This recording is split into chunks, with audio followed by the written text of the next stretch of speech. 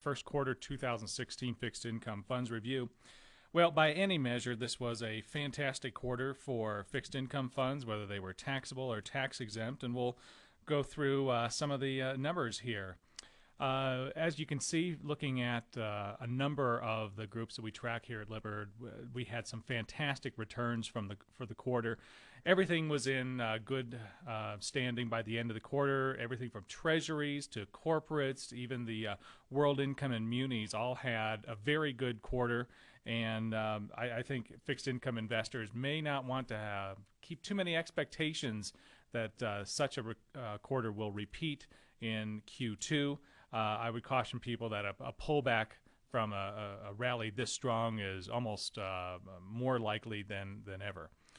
So a lot of the reason why people kind of backed off on equities in the quarter and looked at fixed income was the worry about negative rates that are currently in other parts of the world, such as Switzerland, and spreading to other areas like the U.S., although some of the Federal Reserve governors, such as Janet Yellen, the chair, have said that it's unlikely to happen in the U.S. She also mentioned that it wouldn't be off the table as far as some sort of means of stimulating the economy if it was necessary. But I would argue that we've already had negative rates in the U.S. when we're looking at the Fed funds rate less inflation and the less aggressive form of inflation, which is ex-food and energy prices. We've had a negative interest rate regime in the U.S. already, so I guess I wouldn't be too surprised if somebody thought that it couldn't happen in the U.S. because in one sense it already has. Of course, what we're talking about in Switzerland, Japan, and others is not, it's a nominal, negative nominal rate. So I think we're looking at something just a little bit different, but still. I think for the quarter, when we saw the Fed change its dot plot from raising rates 4 times this year to something closer to 2, and I even think that 2 is a bit aggressive, it got people worried about the direction of the Fed, where it was going forward. However, the one thing that they did like is that fewer rate hikes are better than more. And so that prompted some of the rallying that we saw for the quarter. We'll look at what happened with yield curves as well. But when we're looking, at negative rates in the U.S., we still have a long way to go. We're still talking about the Fed raising the nominal rate, but on on an inflation-adjusted basis, though, we've been in a negative regime for a little while now. All right, so here's what happened to the yield curve over the quarters. A big flattening trade from 2 years out. Certainly, the longer duration your portfolio was, the better off your performance was. We didn't see a whole lot of movement at the very short end of the curve. Again, everything up to 2 years is kind of a sort of a bet on where the Fed is currently and where it might be headed in the next few months. The Fed futures market is now projecting at the soonest about a September rate hike, if that happens. Again, that's only a 34% likelihood recently, and so it's possible that the Fed raises one more time this year. Again, with the Fed dot plotting for 2 times, I think that's still a little bit aggressive. I think the doves will definitely come home to roost at the Fed in the second quarter, and I think we'll probably hear more pronouncements about how it's so data dependent that they can't tell you exactly when they're going to raise rates next. But I'm pretty sure that they're going to keep kicking the can down the road, and probably, if I had a guess, December might be the next opportunity to raise rates. So I think we will have a supportive year for fixed income. I don't know that the yield curve is going to get much flatter than this. Again, I think second quarter we may have a little bit of a give back going on. So across the different tenors of treasuries, you can see how the rally worked out here. We started off the year with a very strong rally. Again, that had a lot to do with volatility escalating in equity markets. That was, presumably due to falling oil prices. The correlation between the two markets was ramping up over the quarter, as investors sense that due to slack demand overseas for energy and other commodities, that the world was headed for a recession.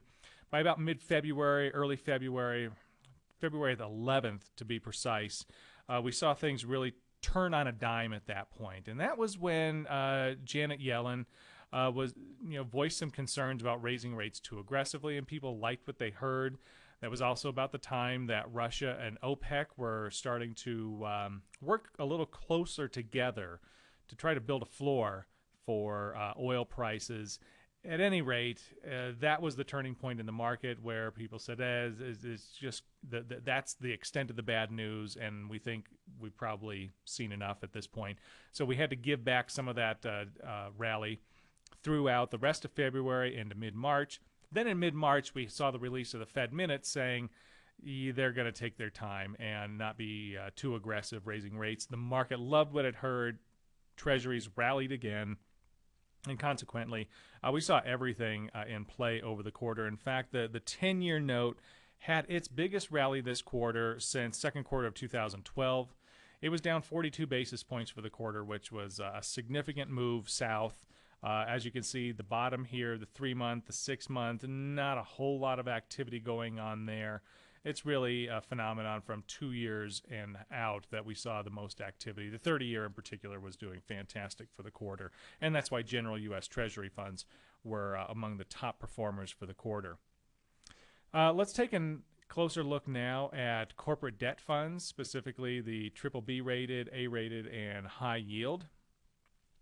These are the debt spreads using option-adjusted spreads on a couple of bond benchmarks. High yield spreads widened out considerably. Again, if you line this up here, February 11th was a turning point in the market. To this point, we'd seen spreads rise, mostly due to problems in the energy sector. Again, it's only about 13% of the high yield sector, but it was garnering the most attention because so many firms in this area had seen their earnings plummet as oil prices skidded lower. We were down to $26 at one point. I think it was back in December. Things started to creep up, but again, it was a tough time to make money in the oil fields in the first quarter. But by mid-February, we started to get over and stay over $30, $35 a barrel at one point, almost touching 40. And then a little later on in the quarter, we did get to 40, and that's where high-yield spreads came down. But on this particular index, though, that 900 basis point spread was a record, and it really tested the mettle of high-yield investors who were really concerned about what would be happening to high yield. Where would the default rates go from here? As we can see, or as we've heard, default rates are starting to creep up. That's no surprise. We did see that they hit a 6-year high of 3.3%. Now, that's still very low by anyone's standards. So I don't think that we're really knocking on any problems immediately. Again, higher oil prices at this point might hold up some of those high-yield firms that, again, energy-related high-yield firms that were perhaps on the cusp of going into bankruptcy or seeking some sort of protection. Now, having said that, downgrades have crept up pretty well. Moody's is estimating that because the number of downgrades are rising, that the default rate eventually could hit 4.7% this year. So I think that may be a bit aggressive, but I guess we'll have to see, especially if oil stays at or near $40. Maybe we can see that the worst of the high yield shakeout has already occurred. Certainly time will tell if anything changes in that regard. So the next slide we're going to look at is the total returns of those indexes. As you can see, in spite of high yield spreads rising to historic highs, losses for the total return index were only down about 6%. And that's still pretty aggressive, but that's not exactly the bottom falling out of the market entirely. So the thing that helped corporate bonds in the quarter were, well, besides a recovery in oil prices, the European Central Bank said that it may start buying corporate bonds in addition to government bonds. And that really helped prop up corporate bond prices over the quarter. As you can see, the high-rated A did a whole lot better than everybody else up through the beginning and middle of March, when high yield started to assert itself and investors became comfortable with a more aggressive posture in the market. A-rated debt was never in danger of losing money over the quarter, unlike BBB and certainly high yield did. So it didn't need to stage much of a rally or recovery from this. So when we look at like A-rated debt funds, they, as did the others, had a very good March. They were up about 176 basis points. For the quarter, they ended up 332 basis points, which is a fantastic quarter for A-rated debt. Triple B had an even better March, up 266 basis points for a first quarter return of 369 basis points. And then high yield here, clearly in the driver's seat in March, up 354 basis points. However, its total return for the quarter was 226 basis points, so 106 basis points less than the A-rated on the fund side, which is slightly different from these total return indexes for the bonds themselves. Now, in the high-yield sector, some of the areas that did relatively well because energy was out of favor, but we did see retail, communications, and healthcare high-yield sectors do very well, with quarterly returns up anywhere from 5 to 7.5%. So I would look to them for a little bit more leadership in the second quarter. Maybe energy starts to build into its rally as well. Again, that all hinges on oil prices, and with kind of a lid or a ceiling found at $40, there may be a limited upside on some of that high-yield energy-related positions out there. Here we are looking at high-yield bond funds next to loan participation funds. We had some high-profile firms enter Chapter 11 protection in the first quarter. Sports Authority, for one, nationwide sporting goods chain, and a few others. They defaulted in March. Sports Authority had about a $1.4 billion institutional loan out there that's looking for some protection. Year to date, the total defaults for loans is about $5.8 billion. So, we're not out of the woods in the loan market yet, despite a good recovery in high yield. I don't think investors are quite ready to jump into loan products yet, but we'll see. I mean, in March they were up 2.73%. It was their best month in a very long time, a couple of years, I would say. However, the first quarter return of 129 basis points was kind of reflected the limited upside for loans right now, as investors are starting to get more comfortable with loans, but not ready to jump in with both feet. Next group to look at is under world income. Let's take a look at local currency and hard currency emerging markets, and they did fantastic over the quarter. If you look at local currency, up about 9% on a total return basis. That's a stellar quarter by anyone's standard. Of course, to be in this and to get that sort of return, you likely had to sit through some miserable performance in 2015. So you're getting back to even with this sort of quarter, but let's look and see what the causes were. Over the last 10 years or so, this is where the U.S. dollar has gone against its major trading partners. The blue area to the right here is what happened in the first quarter of this year. As you can see, things were looking down for the dollar, which many observers would say was a good deal for us because it makes the price of our exports cheaper to other markets, and that helps our exporting community do a little bit better. For the U.S. dollar, it was its worst quarter in this dollar index in the last 5 years. It slid about 4.2%.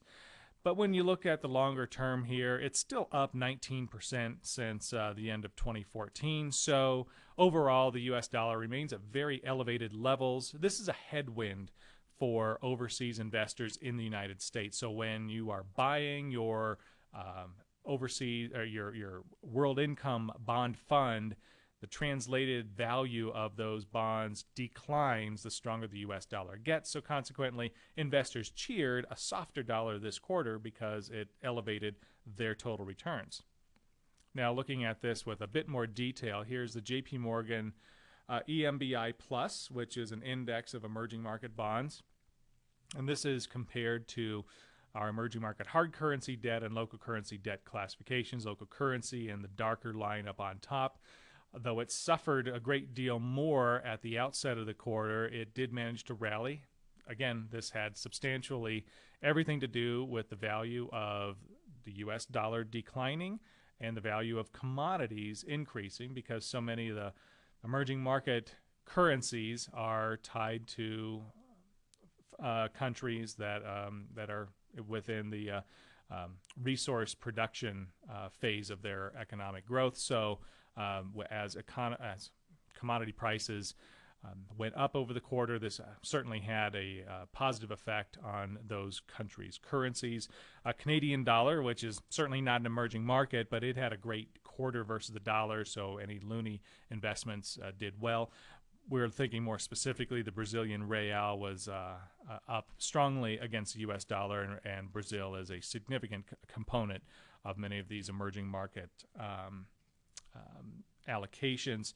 S&P also downgraded China's outlook. That didn't help things so much, but when we're looking at, you know, a weaker dollar, Fed reassessing things, that was definitely a boost for emerging market debt and improving global growth overall. There were more reasons to cheer emerging market debt over the quarter than there were to root against it. So overall, you know, that local currency group up over 9%. The hard currency group, again, a more conservative version of that strategy, up about 4.5%. A great quarter for that group as well. The last group to take a look at is municipal debt. And bear in mind here, even though performance seems a little bit lower than everybody else, this is also pre-tax adjustment. So given that muni debt funds is going to be a higher return on a tax-adjusted basis because you're not going to get taxed on the returns, you can almost increase these returns by anywhere from 60-65% for high-income earners. So a very good quarter for municipal debt funds. Here's where they performed over the quarter. Again, off to a very strong start. Here we're looking at California debt, which is one of the larger single-state classifications that we track. The green area, the green line here is general and insured municipal debt. This is the larger national munis, and then finally the high-yield muni debt, the more aggressive flavor in the gold line. All of them did very well, running up especially hard through February 11th. And then the Treasury market, as we saw earlier on, that's when the Treasury market started to tip over a little bit as investors grew less concerned about what was going on with Fed actions. And then finally we get to the beginning of March, things start to look up again as Federal Market Committee talked about how they did not feel so certain about raising more rates than twice in 2016. And once again, treasuries took off, and then munis had a more pronounced effect, really running away with things right here. Now, the other thing that helped keep munis in play was a falling supply. We didn't see as much new muni paper hit the market in Q1 as we had forecasted in Q4, and consequently, when you reduce you reduce supply, the prices are likely to go up, and in this case they did. We also saw strong inflows on the retail side. Investors and muni funds, in particular muni mutual funds, have been keeping the pedal to the metal throughout the quarter, applying more and more money into this area, and certainly that helps boost returns for the bonds as a whole, and it kind of in a virtuous circle at the moment where more money from retail begets higher prices, better returns, and that begets more flows. The supply, as I said, was down a bit in the quarter versus previous. So we saw about $96 billion in new money hit the market, and that's down about 7.5% from 2015. So most municipalities that wanted to refinance or float new projects in 2015 did so. It was a pretty aggressive year for that.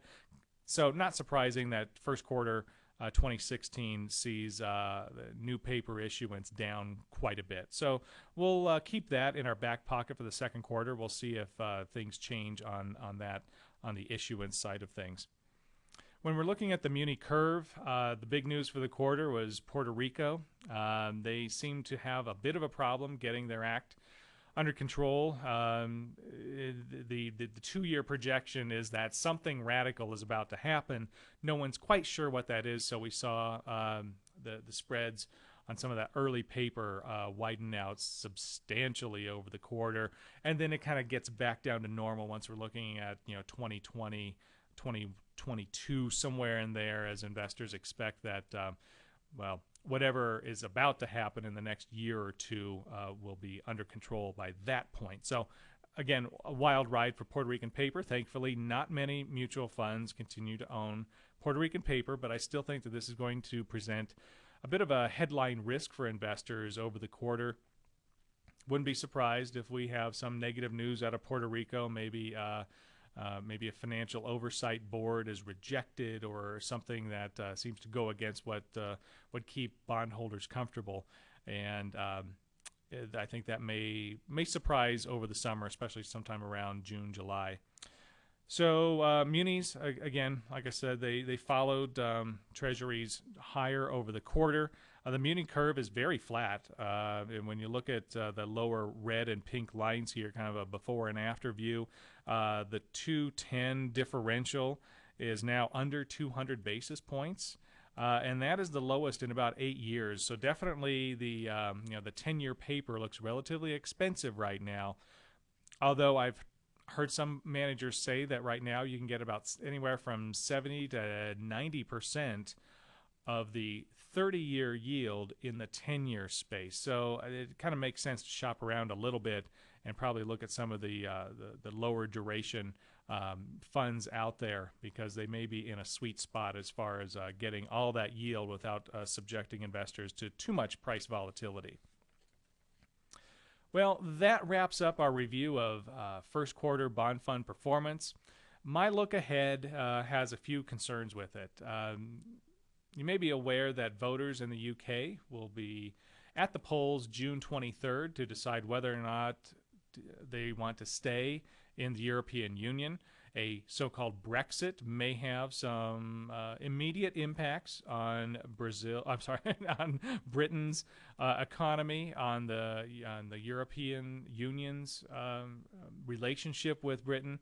I tend to think that it will take years for any no vote to be fully felt in the market, because there are so many regulations and agreements that would have to be undone, and that's going to require a lot of negotiation. I think immediately we see a drop in gilt values, probably a drop on the LSE, but I think over the rest of the summer, I think investors will likely get used to the idea that it will take a long time to unfold, and the immediate risk is probably not going to be too great. However, a yes vote just kind of keeps things going. It's kind of a preservation of the status quo, and that may lift markets instead. So, Britain's been soft. The pound was down against the U.S. dollar. So that is something to consider for a lot of international income funds, because many of them are heavy investors in Britain. The other area that I have some concern about is investors and market speculators in general, too focused on the activities of the Federal Reserve's dovish voters. I think that it assumes that they are far more aware of where the economy is going, and so far it's surprised, I think. So I'm not too concerned about the Fed being hawkish or dovish. I don't think they're going to raise rates 4 times. That, in my mind, was never a done deal. I think focusing too much on the doves, though, gets people concerned that the economy is too soft and unable to stand on its own without further help, which I don't think is the case either. So I have some, those are my 2 concerns. My forecast looking ahead, I do expect the ECB to continue easing. They're going to keep buying corporate bonds, or they're going to start buying corporate bonds, and that's going to be a good tailwind for corporates in the U.S. as well. I think Japan is going to continue to look like a difficult place to make any money, and that also helps keep the U.S. Attractive, especially our treasuries. I do expect high yield to outperform investment grade over the quarter. As I pointed out, I think a lot of the worst has been felt in the high-yield energy sector.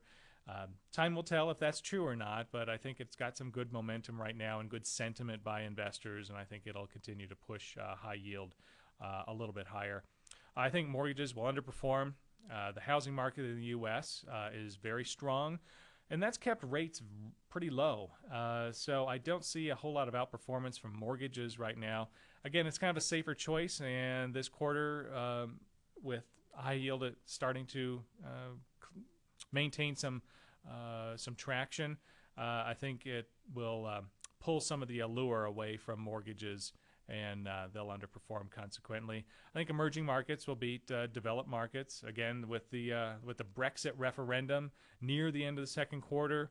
I think that weighs more on the UK paper than it helps. So that and continuing drop in the US dollar and higher commodity prices, I think almost necessarily means emerging markets will beat developed markets over the quarter. And I think munis will hold steady. They had an excellent quarter, and once you adjust for tax effects, they had a huge quarter. But I think that's going to be tough to maintain that much momentum. So consequently, I think munis will just kind of earn their coupons over the second quarter, but I wouldn't expect any great outperformance. So thanks again for watching. I'm Jeff Tjornehoj.